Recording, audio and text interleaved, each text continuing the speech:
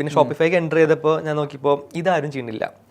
ഷോപ്പിഫൈയിൽ A/B testing എന്ന് പറഞ്ഞ സംഭവം അത്ര കുറെ I think Shopify has the most number of e-commerce, more than 3 million apart from WooCommerce I think. അപ്പോൾ ആ ഒരു എക്കോസിസ്റ്റത്തിൽ കുറേ ഇ-കൊമേഴ്സ് ബ്രാൻഡ്സ് ഉണ്ട്. എസ്പെഷ്യലി ഈ ഷോ കാണുന്ന ആൾക്കാർ കുറേ ഇ-കൊമേഴ്സ് ബ്രാൻഡ്സ് ആയിരിക്കും. അപ്പോൾ അവരൊന്നും ഈ പറഞ്ഞ ഇങ്ങനത്തെ ഒരു ഓപ്പർച്യൂണിറ്റി ഉള്ള കാര്യം അവെയർ അല്ല.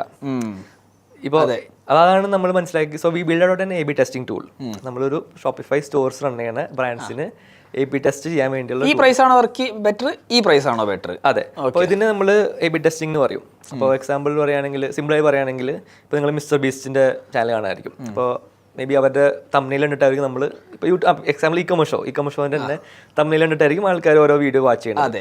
അപ്പോൾ നിങ്ങൾക്ക് തന്നെ ഒരു ഓപ്ഷൻ ഉണ്ട് to test out different thumbnails. ഈ തമ്പനയിലാണോ? അതെ, അവിടെ വാച്ച് ടൈം ആണ്. ഏത് തംബ്നെയിൽ ക്ലിക്ക് ചെയ്തിട്ട് വരുന്ന ആൾക്കാർ കൂടുതൽ വാച്ച് ടൈം ഉള്ളത് അതിന് നമുക്ക് വിന്നറായി ചൂസ് ചെയ്യാൻ പറ്റും. അതെ. അപ്പോൾ അതുപോലെ ഇമാജിൻ മിസ്റ്റർ ബീസ്റ്റ് പോലത്തെ ബ്രാൻഡ് ഒരു 1000 തംബ്നെയിൽ ഉണ്ടാക്കിയിട്ടുണ്ടാവും, 100 തംബ്നെയിൽ ഉണ്ടാക്കിയിട്ടുണ്ടാവും ഫോർ ഈച്ച് പർട്ടിക്കുലർ വീഡിയോ.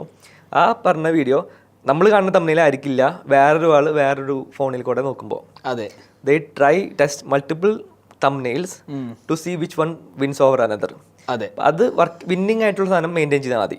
ചിലപ്പോൾ ലൂസിംഗ് ആയിരിക്കും, അപ്പോൾ അതനുസരിച്ച് അത് റിമൂവ് ചെയ്യാം. എനിക്കത് പണ്ട് മാനുവലി ആയിരുന്നു ചെയ്യൽ. ഇപ്പം യൂട്യൂബിൽ തന്നെ ഇൻബിൽറ്റ് ഫീച്ചർ ഉണ്ട്. യൂട്യൂബിൽ തന്നെ ഇൻബിൽറ്റ് ഓപ്ഷൻസ് ഉണ്ട്. അപ്പോൾ അതിലും കുറേ ലിമിറ്റേഷൻസ് ഉണ്ട്.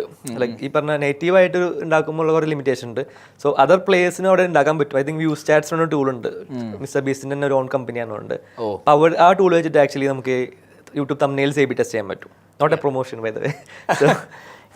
പക്ഷേ അത് ഇറ്റ് മേക്സ് സെൻസ് അല്ലേ?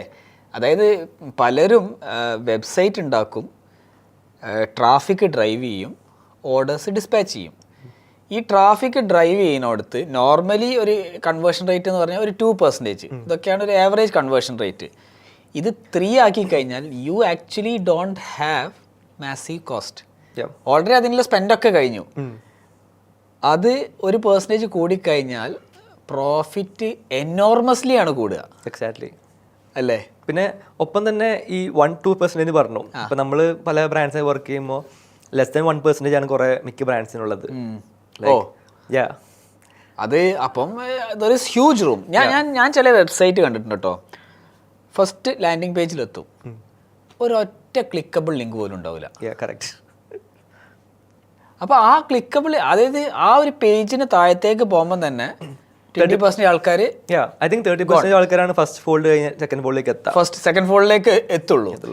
അവിടെ തന്നെ പോയി. അവിടെ തന്നെ ഒരു കോൾ ടു ആക്ഷൻ. ഇമാജിൻ ഇപ്പോൾ നമ്മൾ പല ബ്രാൻഡ്സിനെ ഓഡിറ്റ് ചെയ്യുമ്പോൾ നമ്മൾ കോമൺ ആയി കണ്ടെന്ന് കഴിഞ്ഞാൽ ഫസ്റ്റ് ബോർഡിൽ ഈ പറഞ്ഞ CT ഇല്ല, നെക്സ്റ്റ് പേജിലേക്കുള്ള ഒരു കോൾ ടു ആക്ഷനോ അല്ലെങ്കിൽ പ്രൊഡക്റ്റിലേക്കോ കളക്ഷനിലേക്കോ എന്നുള്ള സംഭവം ഇല്ല. സോ അവിടെ തന്നെ വലിയൊരു ഹ്യൂജ് ചങ്ക് ഓഫ് ആൾക്കാർ ഡ്രോപ്പ് ഓഫ് ആവും. കുറേ ആൾക്കാരെ കൊണ്ടുപോയിട്ട് എന്താ കാര്യം? അത് ആ ആൾക്കാർ ഇപ്പം കുറേ ആൾക്കാർ ഷോപ്പിൽ കയറി വന്നിട്ട് കാര്യമല്ല.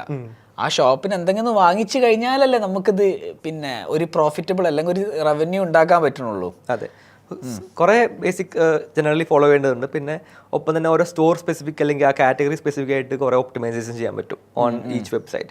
അപ്പോൾ അത് ആക്ച്വലി ട്രാഫിക് ബൂസ്റ്റ് ചെയ്യും. ട്രാഫിക് ബൂസ്റ്റ് ചെയ്യല്ല, കൺവേർഷൻ ബൂസ്റ്റ് ചെയ്യും.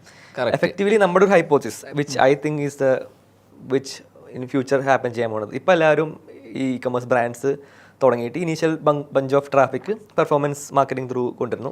ഒപ്പം തന്നെ പാരലലി SEO ബിൽഡ് ഔട്ട് ചെയ്ത് വിച്ച് ലോങ് ടേം എഫക്ട് ഉണ്ടാക്കും. കറക്റ്റ്. ഒപ്പം തന്നെ ഈ ബ്രാൻഡ്സിന്റെ എണ്ണം കൂടിക്കൊണ്ടിരിക്കുകയാണ്, കുറേ അല്ല ചെയ്യുന്നത്. ഓക്കെ, അപ്പോൾ ആ ഒരു ഈവൻ മെറ്റാഡ്സ് റൺ ചെയ്യുമ്പോഴാണെങ്കിലും കോമ്പറ്റീഷൻ കൂടും. യുമേ ഇന്നിപ്പോൾ $10 സ്പെൻഡ് ചെയ്തിട്ട് ഒരാളെ കൊണ്ടുവരണമെങ്കിൽ നാളെ $10 കൊണ്ടുവരാൻ പറ്റില്ലായിരിക്കും. അപ്പം അത് SEO ബാക്ക് ഹെൽപ്പ് ചെയ്യും. ഒപ്പം തന്നെ നമ്മൾ കൊണ്ടുവന്ന ട്രാഫിക് കൺവേർട്ട് ചെയ്യേണ്ടത് നമ്മുടെ ഉത്തരവാദിത്തമാണ്. So how can we convert more people? അതായത് പേ ചെയ്ത് കൊണ്ടുവരുന്ന ആൾക്കാരെ എങ്ങനെ അവരെ കൊണ്ട് റവന്യൂ ഡെറൈവ് ചെയ്യിപ്പിക്കാം.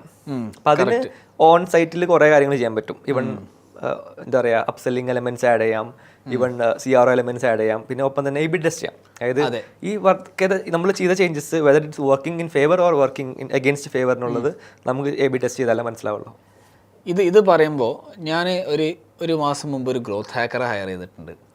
ആ ഗ്രോത്ത് ഹാക്കർ വന്നിട്ട് ഈ ഫസ്റ്റ് ഫോൾഡ് ഉണ്ടല്ലോ, ഈ ഫസ്റ്റ് ഫോൾഡിൽ കുറച്ചും കൂടിയും ആഡ് ടു കാർഡ്സ്, പ്രൊഡക്റ്റിൻ്റെ ആഡ് ടു കാർഡ്സ് നമുക്ക് കൊണ്ടുവരാൻ പറ്റും. അപ്പോൾ അവൻ വന്നിട്ട് അവിടെ ചെറിയൊരു ചേഞ്ച് ചെയ്ത് 20% ആണ് ആഡ് ടു കാർഡ്സ് കൂടിയത്. ആൻഡ് മൈ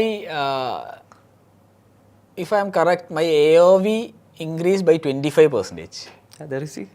ഒരൊറ്റ ചെറിയ ചേഞ്ച്.